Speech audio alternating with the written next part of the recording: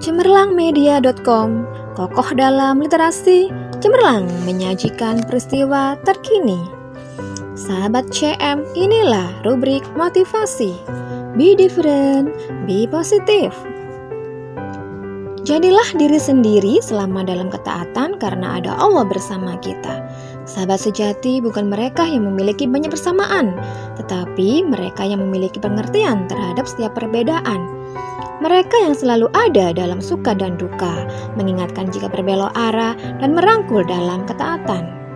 Dulu di awal hijrah tidaklah mudah, banyak hal baru yang dipelajari, pemahaman hidup pun berubah, dan berusaha menjadikan Islam kafah sebagai identitas.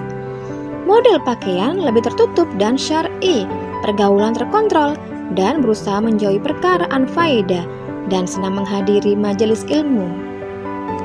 Apalagi kondisi masyarakat hari ini sangatlah miris. Kemaksiatan semakin menjamur, kerusakan generasi makin parah, kehilangan arah dan terlunta-lunta mengikuti arus globalisasi. Kebebasan dan gaya hidup hedonisme merebak di tengah masyarakat. Maka sebagai seorang muslim, kita diwanti-wanti untuk menjaga setiap perbuatan kita. Berpikir dulu sebelum berbuat dan tabayun dulu sebelum mengambil keputusan karena setiap perbuatan akan diminta pertanggungjawaban oleh Allah tentunya.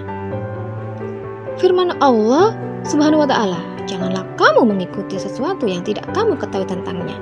Sesungguhnya penglihatan, pendengaran, dan hati akan dimintai pertanggungjawaban. TQS Al-Isra ayat 36.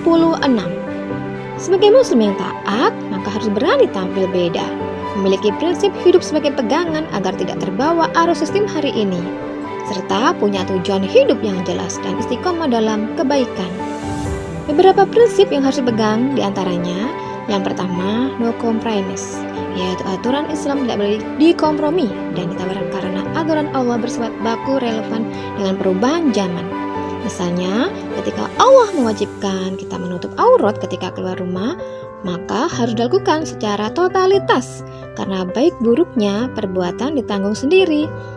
Maka untuk menguatkan pengamalan setiap perbuatan, butuh meluangkan waktu untuk mengkaji Islam kafah.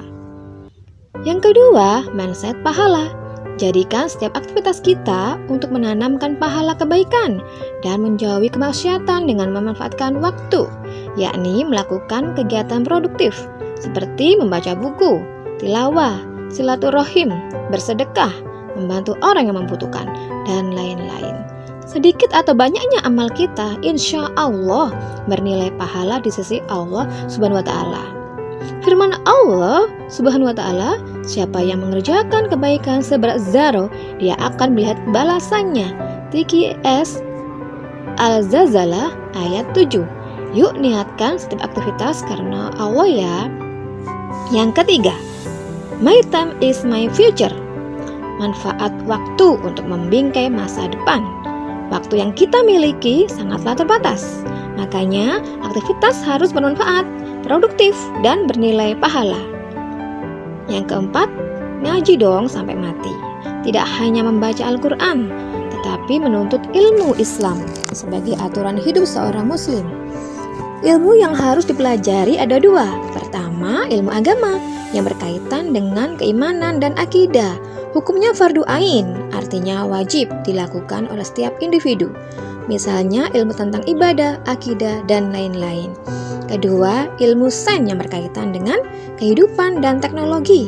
Hukumnya fardu kifayah, misalnya ilmu kedokteran, keperawatan, teknik, dan lain-lain. Nah, oleh karena itu, tetap semangat untuk belajar karena dengan ilmu hidup menjadi terarah dan tidak melanggar syariat. Kelima, dakwah jalan hidup. Tak cukup mengenal Islam untuk pribadi, tetapi berwajiban aktif dalam aktivitas dakwah, menyampaikan kebaikan dan mencegah kemungkaran. Firman Allah Subhanahu wa ta'ala, dan hendaklah di antara kamu ada segolongan orang yang menyuruh kepada kebajikan, menyuruh berbuat yang ma'ruf dan mencegah dari yang mungkar. TQS Al-Imran ayat 104. Dakwah adalah amal yang terbaik. Jika dakwah dijadikan sebagai poros kehidupan, maka aktivitas menjadi terarah.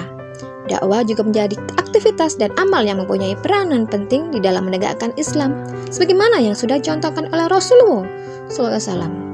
Dengan berdakwah, bisa menjadi pintu hidayah bagi orang lain dan sebagai bentuk kepedulian kita kepada saudara sesama muslim.